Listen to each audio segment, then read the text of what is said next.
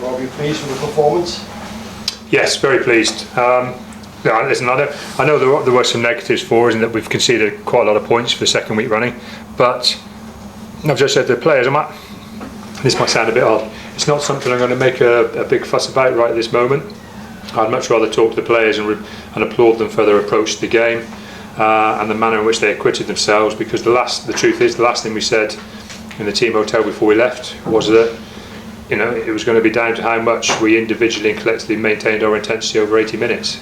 Actually wasn't going to be a game that was decided on the first 10 or 15 minutes today, and I think we knew that. I think we knew we were going to get a lot of intensity from Worcester, which happened.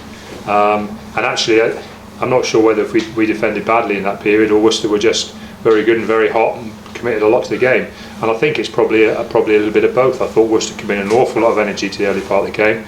I thought we did. I thought we did well to keep the game moving and keep the game fluid, because we felt that was the way that over the 80 minutes we'd get the best rewards. And actually, that's really what you saw happen. That's why I'm so pleased for the players that under pressure on the scoreboard and under pressure from Worcester, we didn't revert to a little bit of a panicky game. We redoubled playing like extra play, multi-phase, moving the opposition around, and actually over a period of time that created a lot of space and a lot of try scoring opportunities for us. So do you think the yellow card was a turning point, or?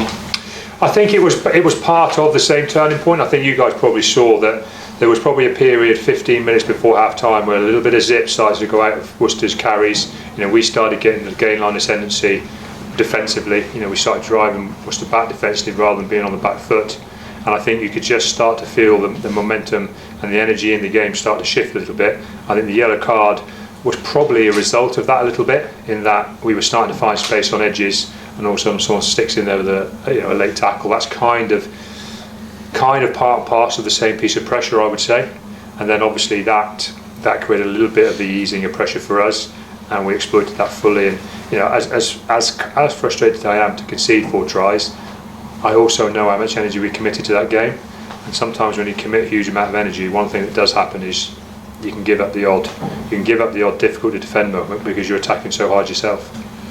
What about James Short, who finished well today? I thought both our wingers had outstanding games, absolutely outstanding games, the pair of them. I thought they grew into the game. They looked more and more lively as it went on. The surface obviously really suited Shorty. A guy with electric pace is going to be lethal on a fast surface. But I just think they look strong and they look comfortable as a pair of wingers. I thought they were one of the key factors for us seizing control of the game. I thought the other guy who was outstanding today was Sean Moulton.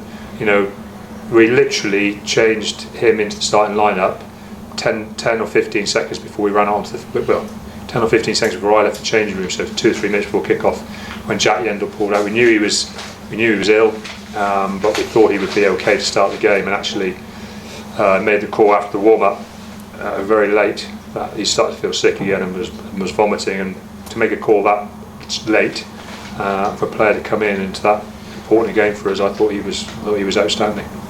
What news of Gareth Stevens' injury? Nothing too much yet. As you guys are probably aware, you probably get fed up with head coaches saying this to you. It's very hard to assess in the first period. He didn't come off immediately, which we're hoping is a good sign. We tweaked the hamstring in a tackle in the build to one of the tries, and he managed to stay on for a few minutes, and so we're hoping that that's a good indicator, but as I said, it's very early for us to tell. A few nice touches from Henry as well. Henry, it was valuable game time for Henry at 10 as well today, and he showed some good touches. I think he showed a couple of lax ones early on and lost the ball a couple of times, but again I thought what was really good today was, although he lost those couple of balls, we didn't go into our shells and decided to stop attacking. If anything, we redoubled our efforts and attacked even more. And then late in the game, he pulls a similar offload to push Michele Campanero free, and looks for a great try. So I thought those were the really important elements we had today. That desire to keep going and keep working hard, and almost knowing that was our way into the game, and that proved to be very successful for us. Do you think it was taking time to get back to where he was? Henry, well, he's in a really difficult position at the minute, isn't he? Because he plays for us when he's available. He's had a couple of injuries. When he goes away with England, he hasn't been getting a lot of game time. So everything's even when almost just when he gets on the fringe of the England team, that almost disrupts his game time. Then he comes back and we get him going again. And I think the key for Henry is just to stay on a nice upward curve. I think he's very aware of what Eddie wants from him. I'm very aware of what Eddie wants. I think there's a really good driving point for where we need to get Henry to become a starter in the England picture. And I think as a club, we have to play our part in getting him right to that level where he can go in and be a key player for England, and then we can start to get some real consistency out of how often we see him play.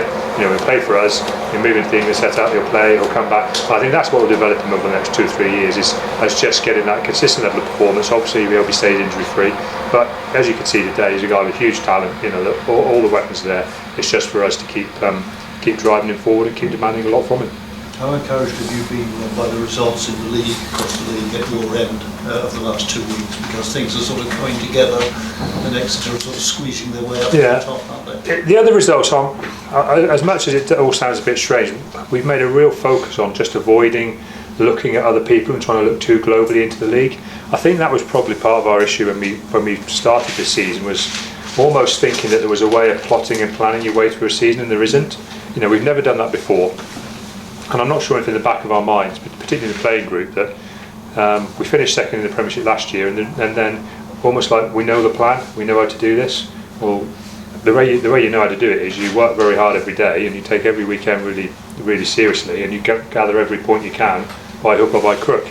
And I'm not sure if we were really determined to do that early in the season. Well, we certainly are now.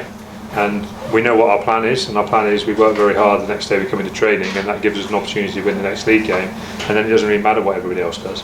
And I think that's been the biggest mental shift we've made, and I'll let other people fight it out, and if we feel good at the end of the weekend, fantastic. If we don't feel very good at the end of the weekend, we'll deal with that ourselves. Okay, great, thank you.